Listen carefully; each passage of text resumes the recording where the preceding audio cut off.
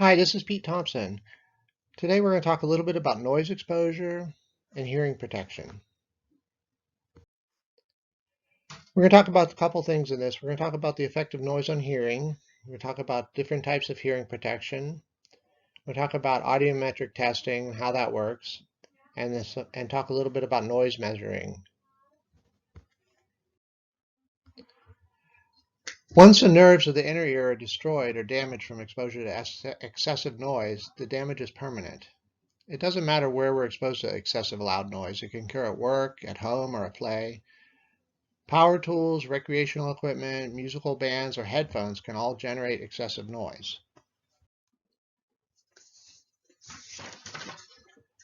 People with normal hearing usually must raise their voices to hear each other if the background noise level is above 85 decibels.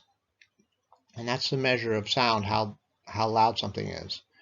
People with some hearing loss will have difficulty hearing at lower levels of background noise.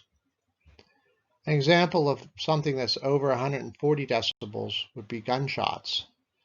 Unprotected exposure to noise over 115 decibels greatly increases the chance that you can have hearing loss. The damage from the exposure to noise occurs in the inner ear. There are tiny hair cells in that part of the ear that flatten out when they're exposed to noise. If the exposure is short, the hair cells raise back up.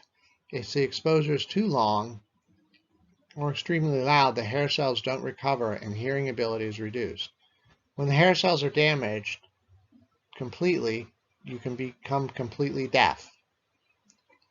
People who say they're used to noise often have already lost some of their hearing.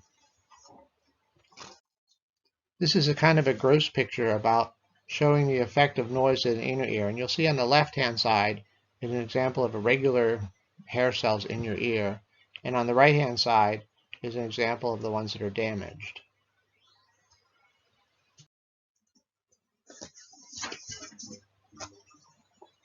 Hearing loss from noise exposure is usually not noticed because it's sort of gradual. Generally, you lose your ability to hear higher pitches first. People who have some hearing loss will often say, "I can hear you talking, but I can't understand you." The difficulty is usually worse in a crowded room when many people are talking. Tinnitus, which is another word for the ringing in the ear that some people have, is difficult to treat. Many doctors will tell you that they just can't do anything about it. There are a few treatments that can provide some relief, including some drugs or masking devices worn in the ears. But generally, it's very hard to treat, and it can disrupt sleep, reduce concentration, and cause irritability and depression. The greater the noise level, the more quickly hearing loss will occur. Short exposure to very loud noise can cause temporary hearing loss. Normal hearing will return if no further exposure occurs. But years of exposure to very loud noise, even if the time exposure is very short each day, will gradually decrease your hearing ability. Most people can tolerate exposure to noise levels under 85 decibels for years without appreciable hearing loss.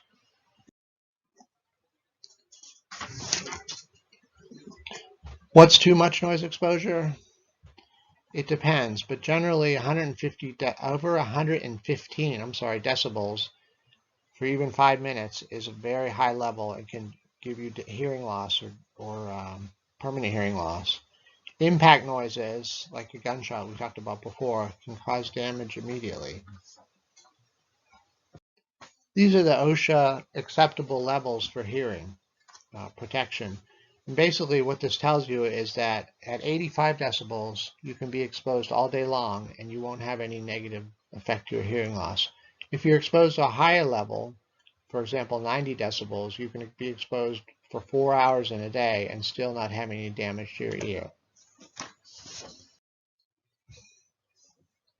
Here's an example of some of the noisy equipment that you might see in different places.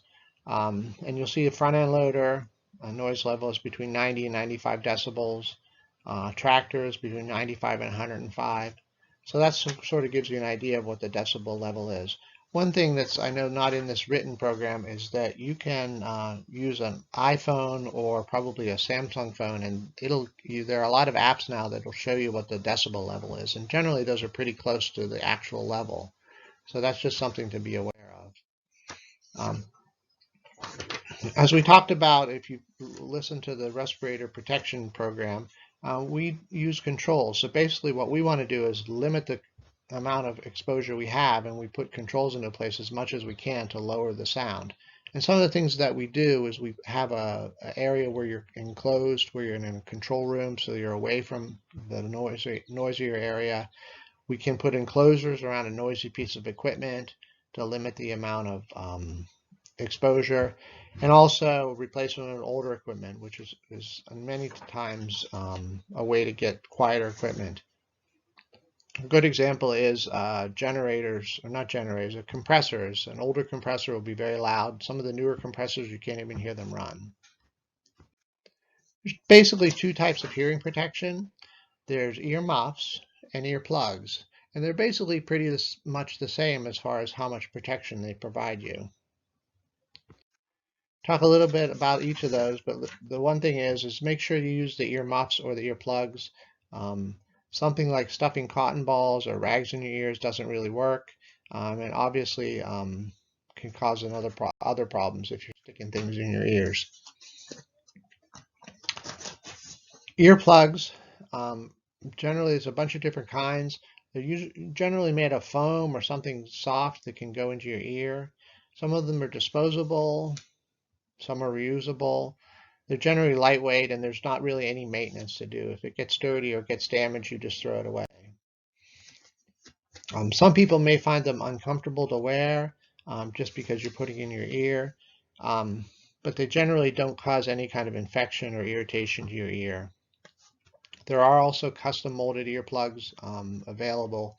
I don't think I've ever seen anybody have those, but I guess they make them.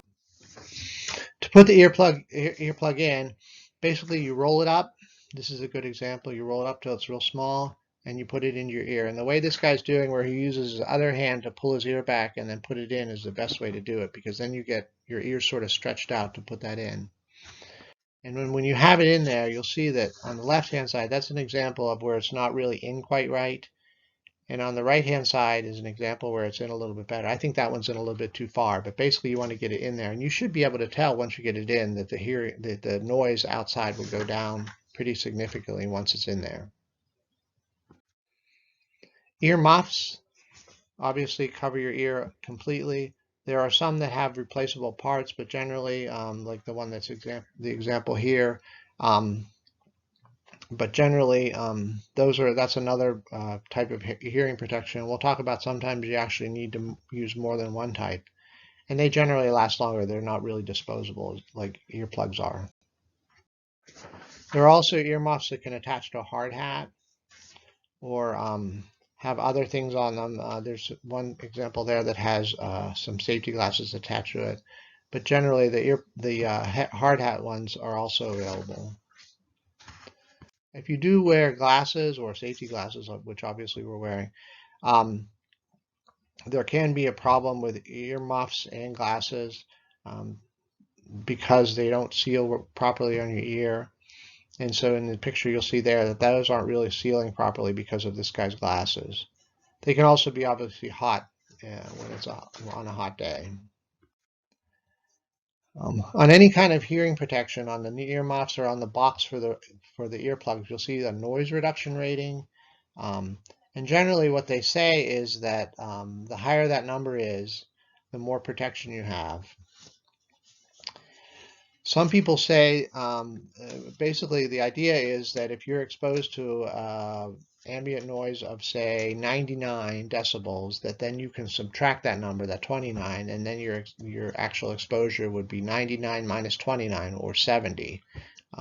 Those numbers aren't always exactly right because just the way the hearing protection works. So how can you hear anything if you have earmuffs on? Basically what earmuffs or earplugs do is they actually make it easier to hear things because they take out the background noise and they make it easier for you to see. And a good example or analogy of that is if you wear sunglasses outside, you can still see because it's taking the glare out and making the things that you want to see easier to see.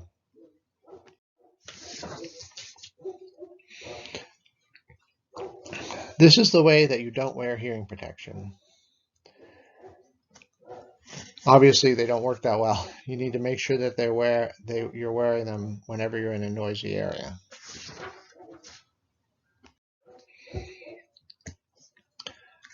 And just make sure you wear them because, like we talked about earlier, over 115 decibels, you can risk hearing damage just for a few minutes if you're in an area without the hearing protection. Also, if you're not wearing it properly, you can lose hearing. If you do wear a hearing aid, generally hearing aids don't provide any sort of hearing protection, and they actually can make the hearing worse because they'll make the sound louder. So that's something you just have to be careful about if you are a hearing aid user.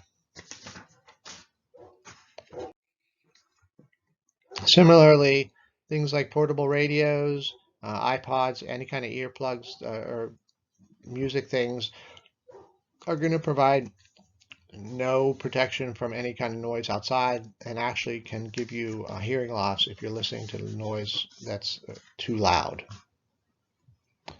So where do we have to wear hearing protection? At McKees Rocks, you need to wear MOPS or earplugs on the dryer circuit, the rail car conveyor, and the loading conveyors number 1 and number 2.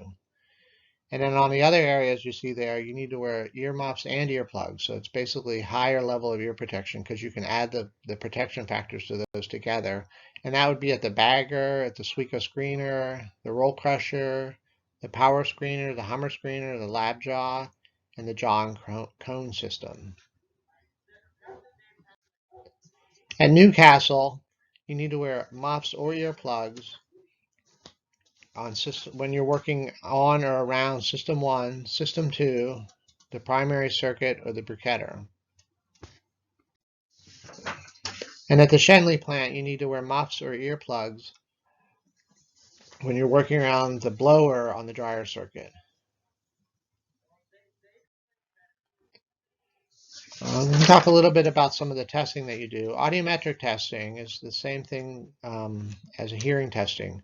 It's done, and hopefully you're all familiar with this. You go in that little booth and you do a test to see if you have any hearing loss. And this is required annually by OSHA for anybody who's exposed to excessive noise. The purpose of the testing is to make sure that our hearing loss isn't too great. Anybody who gets older, which obviously is all of us, is going to develop some hearing loss as you get older. And what they want to do, what OSHA wants you to do, is to track that so that if you have any significant hearing loss, then you can do something about it and address it.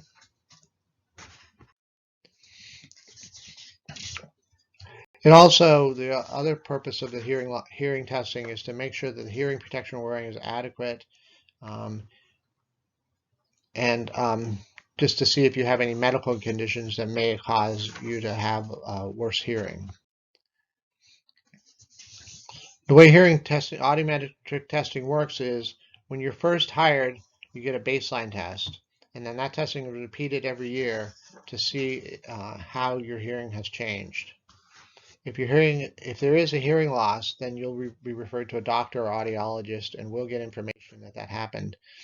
This is an example of a hearing test, and you'll see that on the left-hand side is these are kind of hard to read, but on the left-hand side is normal hearing, where it's pretty much the same. And then on the right-hand side is severe hearing loss, where the individual has lost a lot of his higher frequency hearing ability.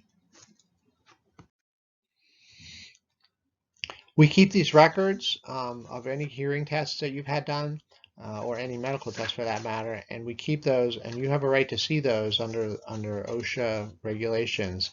And if you do want to see those, contact your plant manager, and we can arrange for you to see those. We also do routine screening for noise and in the plants, and determine how loud the noise is. and that's something that we do on a routine basis. So that's about it.